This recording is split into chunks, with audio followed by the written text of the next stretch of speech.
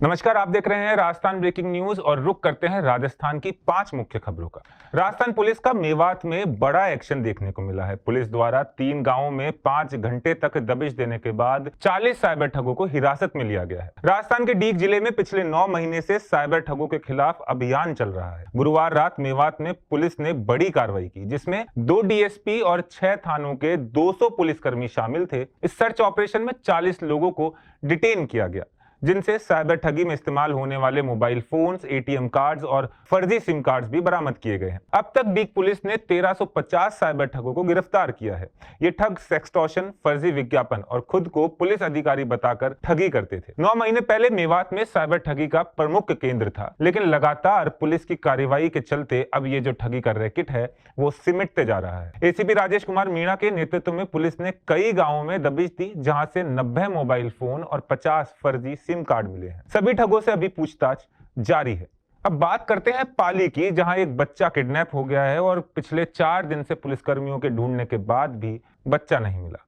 मां घर के अंदर गई और 1 मिनट में गायब हो गया 2.5 साल का बेटा। 4 दिन से 120 पुलिस जवानों द्वारा तलाशी करने के बाद भी कोई सुराग नहीं मिला। राजस्थान के पाली शहर में 2.5 साल के मासूम मनन का 4 दिन से कोई पता नहीं चल पाया है। वो 4 दिन पहले अपने घर के बाहर खेल रहा था, तभी अचानक उसकी मां की आंखों के सामने से वो गायब हो गया। घर और आसपास के इलाके में तलाश करने के बाद भी जब उसका कोई सुराग नहीं मिला तो पुलिस को सूचना दी गई। अब तक 120 से अधिक पुलिसकर्मी दिन रात उसे ढूंढने में जुटे हैं। पुलिस ने इलाके के सैकड़ों सीसीटीवी फुटेज खंगाले हैं और डॉग स्क्वाड की मदद से घर घर की जांच भी की है, लेकिन बच्चे का कोई सुराग नहीं मिल पाया है। पुलिस को एक संदिग्ध फेरी वाले की तस्वीर सीसीटीवी में मिली है, जिसके बाद फेरी वालों की बस्ती की तलाशी भी की गई, लेकिन कुछ हासिल नहीं हुआ। पुलिस ने अब 5 अतिरिक्त टीमें बनाई हैं, जो अपहरण, फिरौती और पुरानी रंजिश की संभावनाओं की भी जांच कर रही है। जैसे जैसे वक्त बीत रहा है, वैसे वैसे बच्चे के माता पिता की चिंताएं भी बढ़ती जा रही है और हर किसी की उम्मीद और इंतजार लगातार बढ़ते जा रहा है। तो देखना होगा कि ये बच्चा कब मिलता है।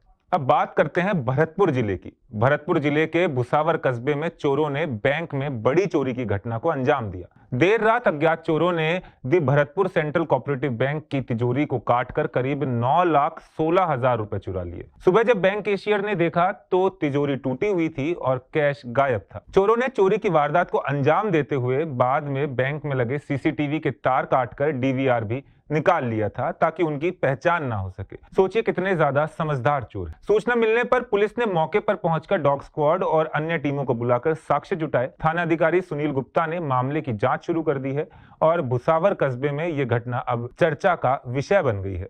पुलिस अब अज्ञात चोरों की तलाश कर रही है।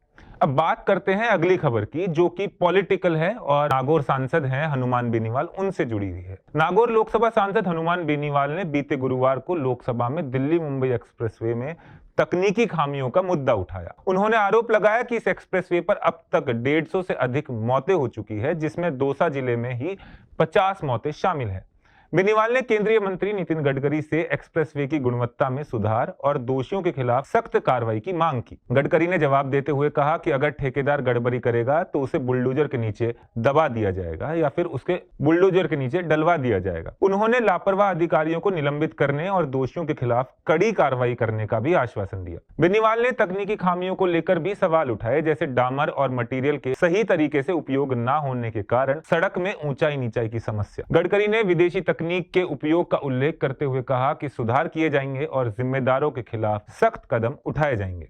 मटेरियल बराबर डाला है, उसमें बेईमानी नहीं हुई है, पर उसकी जो लेवल थी कुछ जगह पर 1 है और कुछ जगह पर 1 इंच ऊपर है, तो इसके कारण वो बम डंप आया है। कॉन्ट्रैक्ट अगर ठीक नहीं काम करेगा तो बुलडोजर के नीचे उसको डलवा देंगे, याद रखना। इनको बिल्कुल ठोक पीट करके सीधा कर दें, हम किसी के साथ कॉम्प्रोमाइज नहीं करेंगे। हमारे देश में 1.5 लाख लोग मरते थे, 5 लाख एक्सीडेंट होते थे। सम्मानीय सदस्य 150 की बात कर रहे हैं, मैं इसलिए दुखी हूँ। 1,68,000 लोग मरे।